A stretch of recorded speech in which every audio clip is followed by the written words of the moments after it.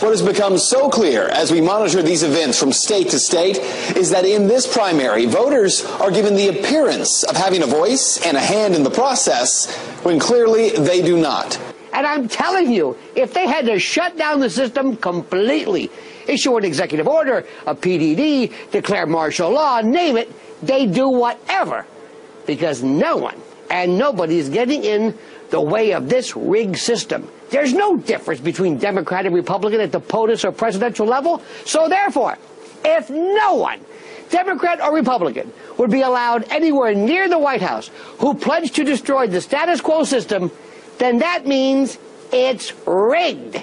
Outpour that you see in the rallies, the support that you see among the youth vote is not translating at the polls. Well, you have to read all the stories about how they count the votes, too, to be fair, because there's a lot of things going on. We can put 4,000 people in a precinct and come up with 2,000 votes. They've been putting out phony polls one after another to try to make establishment hacks like Romney or Gingrich look like the front runner. You have to understand something. The Iowa caucus, the state Iowa GOP has a long history of rigging not only the Iowa caucus but also the Iowa straw poll. Take it from someone from South Carolina who doesn't just get on here and say this stuff lightly. I know whole churches that voted for Ron Paul, and everyone here is scratching their heads going, hey, we all voted for Ron Paul. We don't know how he didn't win this precinct. Basically fraud, I guess, on the first part, letting the other guy go in as me and all voted. Mitt Romney on record paid people to come to Tommy's Country Ham House in Greenville. People drove in on buses from BYU, and one of the students said that the Romney campaign was going to reimburse them. They paid people to stand out on the road like Ron Paul supporters and hold signs. And we go over to CNN, and here's where the shenanigans start, and it's very obvious. Washoe County, 3% reporting. That's 5% reporting less than anywhere else. And we already have Mitt Romney at 1,500 votes. I'm convinced now that you can't vote him out. The elections are fixed. Even though Rick Santorum came in first and Ron Paul second in the North Dakota caucus, Mitt Romney actually won the state. But did that win come through the railroading of the system? A total of 138 votes were cast. In the official Maine GOP tallies, however, the results from all but one of those communities, all but one, were given as a series of zeros below the name of each candidate, meaning the official tally shows that no one voted. The system should be much more clear. Unfortunately, how those delegates in North Dakota were selected was anything but fair. The state instructed the chairman to not read any of the votes aloud. He wanted a vote fraud system to be built? He wanted a program that could flip the votes without anyone seeing it. Moving on to Nevada. Paula Camp cries fraud over Nevada caucus results. And this is from the Examiner.com. A young guy named Edward True attended that caucus, and he found that Mitt Romney was given 20 more votes than he actually received. There's no doubt that there's election fraud going on in this country. Votes were being counted. A strange thing happened. The lights turned off. Not when the votes were being counted, but when they were being collected, the lights turned off. Oh, the lights turned on. Every occasion, the votes that were lost were Ron Paul votes. Look in the official Republican Party's results list. 0 votes. Any other comments?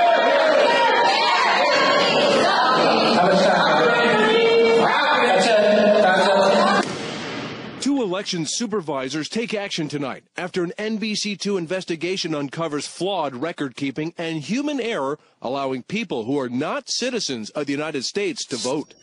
Then there are a lot of precincts, a bunch of precincts at least, where there are disputes. There were more ballots cast than there were people signed up for that precinct.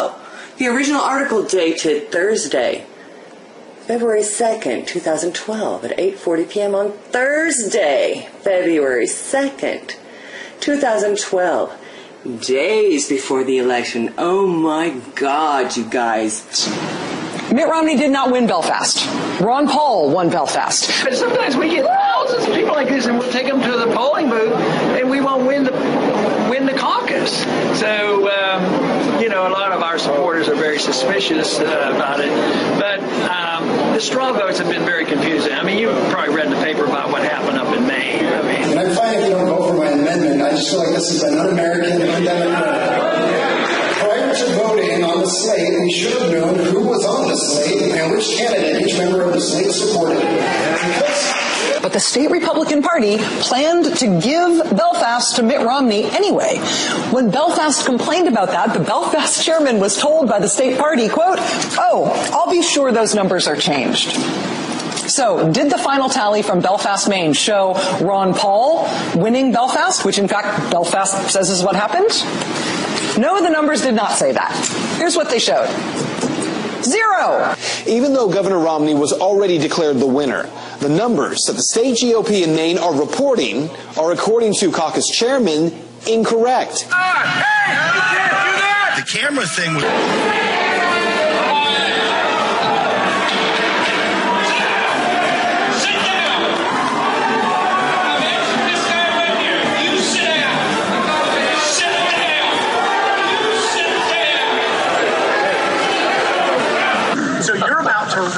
elect these delegates to the state convention. We're asking you to vote for these people. There are Romney people, Gingrich people, and Santorum people on the list. How were they chosen? They were chosen based on, we talked to each campaign, we talked to local Republicans who knew them, and we got advice from them. And I'm asking you, on behalf of the Romney campaign, to vote for it. It is in the interest of the state convention.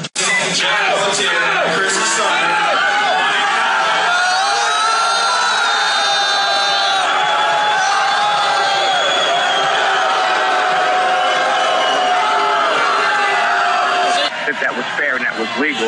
Now, immediately I began calling for division. Hundreds of other people started calling for division, which means count the vote. That can't, again, you don't have to have the floor, you don't have to have a second, and it must be acted on. And demands for a count of the vote were ignored.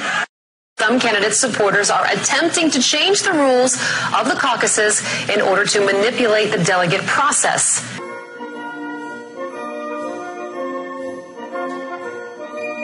What's your plan for tonight? Tell the truth. I've been in politics for 35 years. My cause has been the cause of liberty.